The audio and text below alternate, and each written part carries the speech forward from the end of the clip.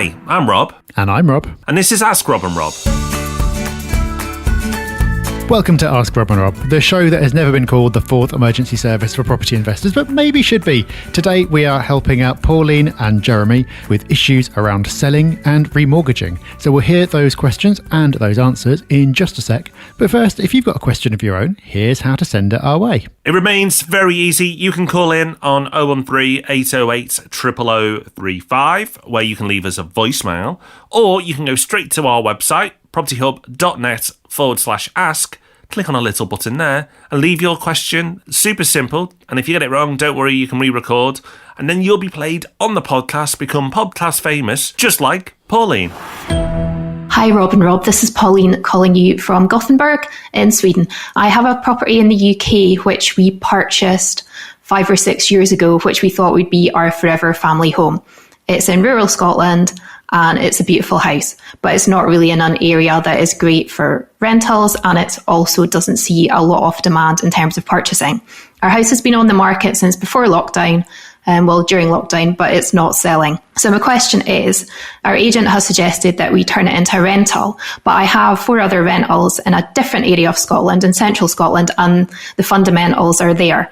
In the area where our house is, the fundamentals aren't really there for renting, but it's not selling. So the question is, do I drastically slash the prices, take a loss and walk away, or do I hold it, rent it out and pray that market conditions will improve in the next year or two? Any advice would be appreciated. Thank you very much. Hi Pauline, thank you for your question, and an interesting one at that. We can't give you the exact formula for success here because we don't know enough about your situation. But what we can do is give you a few suggestions for you to consider, and then you can decide if you want to take any of them on board. My first observation is that there's an assumption there, and probably a right one, that there isn't a rental market. But it's not going to cost you a lot to find out. You've already got the marketing photos and all the work's been done to sell your property. So why not transfer that over to a rental advert and test the market? If there is no action, well then you were right. But you might be pleasantly surprised. So I would give that a go first of all. The next observation, and you may not like this one, is that your property may be priced too high. You may have paid more for it, but you may have overpaid, and that might be the harsh reality of it. Or the market's moved since you've paid. If a property is not selling, it's normally because it's either overpriced or it's poorly marketed. And if you're confident in the marketing from the agent, then the chances are it's currently, in its current market conditions, overpriced. You might be in a situation where you may not be able to afford a reduction, but if you are and you're willing to take that hit, again, it's something else to consider. As I said, the other reason is the marketing. So have a good look at it and go, are these pictures showing it in its best light? What efforts are the agent putting in? Do I want to consider a second agent at this point and give the first one a bit of competition? But once you've done that, then it will come back to price again. And my final observation is that if it is in a beautiful area of Scotland, is this the type of place that people would want to stay for a weekend, a potential holiday home? Now, it may not be feasible and it may be out of the question, but again, it won't take you a lot to test the market. Now, you may not want the hassle of managing that, but if you can find an agent who will manage it for you, then again, it's another one to consider. A strategic change, but one that might pay off. So no silver bullet. I don't know exactly which of those will work, if any of them, but at least it gives you some things to work with, and I hope it works out for you. Best of luck. So lots of options there for Pauline. Let's see what we can do for Jeremy. Hi Rob and Rob, it's Jeremy from Hertfordshire here.